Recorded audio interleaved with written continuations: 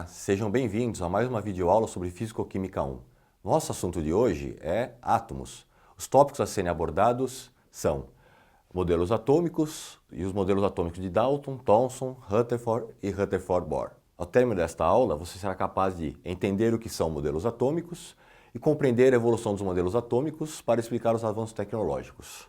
Bom, falando então sobre os modelos atômicos, primeiro é importante entender como é que os cientistas bolaram esses modelos atômicos, de que maneira que eles foram desenvolvidos.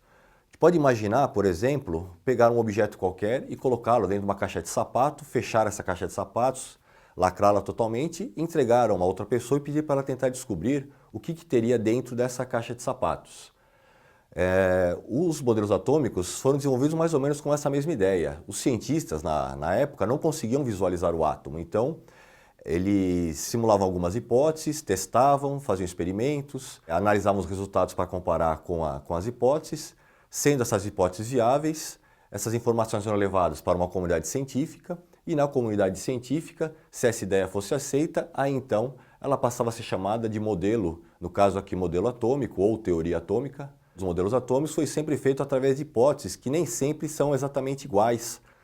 O primeiro modelo atômico é o modelo atômico de Dalton, foi desenvolvido em 1808, se bem que os modelos atômicos já existem teorias sobre modelos atômicos desde a Grécia Antiga, mas o grande marco aí é que Dalton foi o primeiro cientista que teve um modelo atômico aceito pela sociedade científica.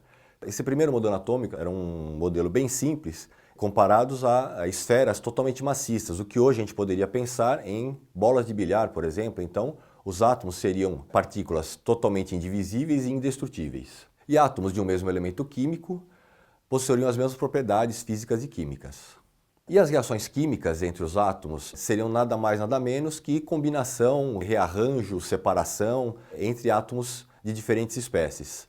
Tomando aqui como um exemplo bem simples, a gente pode representar uma reação química com a bolinha vermelha sendo um átomo de carbono, as duas bolinhas amarelas sendo uma molécula de oxigênio. Quando interagem o oxigênio e o carbono, formam a molécula de CO2 ou dióxido de carbono.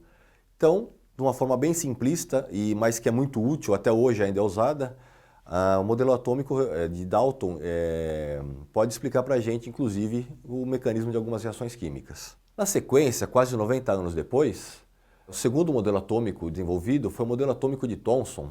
Já tem uma grande diferença, um grande avanço nesse modelo atômico de Thomson, que é que o átomo passa a ser considerado divisível. Ele agora são dois tipos de partículas chamadas de prótons, as partículas positivas, e os elétrons, as partículas negativas. Thomson imaginou que o átomo, a parte positiva, os prótons, ficariam todos reunidos numa esfera, e as partículas negativas, os elétrons, ficaram todas aderidas na superfície dessa partícula esférica. Tanto é que esse modelo ele é comparado com um pudim de passas ou um panetone. Uma contribuição muito interessante de Thomson foi que ele conseguiu determinar que a massa dos elétrons era cerca de 1840 vezes menor que a massa de um próton. Outra contribuição muito importante do modelo atômico de Thomson foi que ele conseguiu explicar a corrente elétrica. A corrente elétrica passou a ser melhor compreendida após a apresentação do modelo atômico de Thomson, porque ele conseguiu demonstrar que o átomo, quando devidamente energizado, ele consegue fazer o quê? Causar um fluxo de elétrons e a formação dos íons, né? E o que são os íons? Íons são átomos eletricamente carregados, ou seja, átomos que perderam ou ganharam elétrons e saiu do seu estado fundamental. O estado fundamental de um átomo é quando ele tem o mesmo número de prótons, o mesmo número de elétrons. Somando a carga positiva e a negativa, né, ficaria igual a zero. Quando ele é devidamente energizado, ele pode perder ou ganhar elétrons, dependendo da sua natureza, tá? E esses elétrons energizados podem entrar num fluxo de elétrons, e o que na verdade hoje que a gente conhece como corrente elétrica é um fluxo de elétrons. Uma forma muito simples de entender como energizar um átomo é uma experiência feita muitas vezes na escola. Basta pegar um bastão de vidro, uma flanela e atritar vigorosamente esse bastão de vidro na flanela, e depois esse bastão energizado em fios de cabelo, pedacinhos de papel picado, nós veremos que o bastão irá atrair esse papel picado, esse fio de cabelo, justamente pela questão dele estar energizado. Terceiro modelo atômico, você vê que já o tempo, um pouco mais rapidamente, em 1911, o modelo atômico de Rutherford, o que ele traz de mudanças em relação ao modelo atômico de Thomson? Passa a ser descoberta uma terceira partícula subatômica, os nêutrons. O átomo era formado por um núcleo pequeno, extremamente denso, onde se localizavam os prótons e nêutrons, e os elétrons ficavam se movimentando numa região chamada eletrosfera. O Rutherford ele conseguiu estabelecer também relações importantes entre massa e carga elétrica dessas subpartículas. Então, o próton foi definido que ele contém uma massa igual a 1, o nêutron também massa igual a 1, e o elétron, como já havia sido observado no modelo anterior, é cerca de 1836 vezes menor, em termos de massa, do que o próton ou o nêutron. Com relação à carga elétrica, o próton tem uma carga elétrica mais 1, uma carga positiva, o nêutron é uma carga neutra, ou seja, a carga elétrica igual a zero, e o elétron tem uma carga elétrica menos 1. Inclusive, esse desenho de átomo que a gente conhece, essa ideia de um átomo com um núcleo central e os elétrons ao redor desse núcleo, vem do modelo atômico de Rutherford.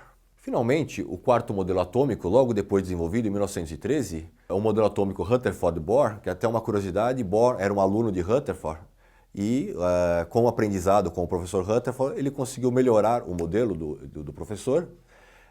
A grande contribuição de Bohr é que ele conseguiu demonstrar que os elétrons se movimentam em órbitas bem definidas ao redor do núcleo.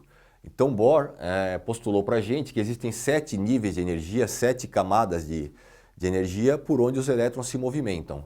A camada de menor nível energético, mais próximo do núcleo, a chamada camada K, comporta no máximo 2 elétrons, depois a camada L, 8 elétrons, camada M, 18 elétrons, camada N, camada O, comportam 32 elétrons, a camada P, 18 elétrons, e a última camada, camada Q, que é o nível mais energético, mais externo da eletrosfera, comporta no máximo 2 elétrons.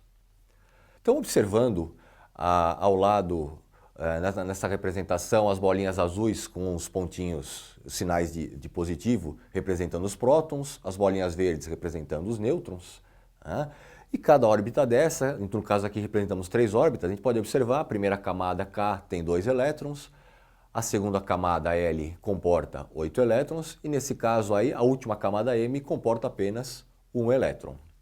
Quando um elétron ele é energizado, ele pode saltar de nível de uma camada menos energética para uma camada mais energética. Então, quando o átomo é energizado, um elétron da camada L pode saltar para a camada M. Quando esse elétron é energizado, devidamente excitado, é um termo também muito utilizado sobre a energização dos elétrons, então ele sobe de nível. Olhando aqui para o nosso esqueminha, o elétron está na sua órbita menos energética, aqui representada pela bolinha amarela. Quando ele recebe energia, representada aqui por uma bolinha verde que, em forma de energia, ele consegue saltar, ficar no estado excitado, na bolinha vermelha, ele fica na órbita superior, mais energizado. Se porventura ele volta para o nível, para a camada inferior, ele libera essa energia em termos de emissão de luz, os chamados fótons. Então, sempre quando o elétron está energizado e ele volta para o seu nível de energia normal, ele libera energia na forma de luz. Quiser saber um pouquinho mais sobre a química, assista ao vídeo, assista ao documentário As 100 Maiores Descobertas da Química. E dica de leitura, seguem 2 livros didáticos, aí livro do professor Ricardo Feltri e livro do professor Whindersson Santos. Chegamos ao final de mais uma videoaula sobre átomos. Espero que tenham gostado. Visite nossas redes sociais e até a próxima.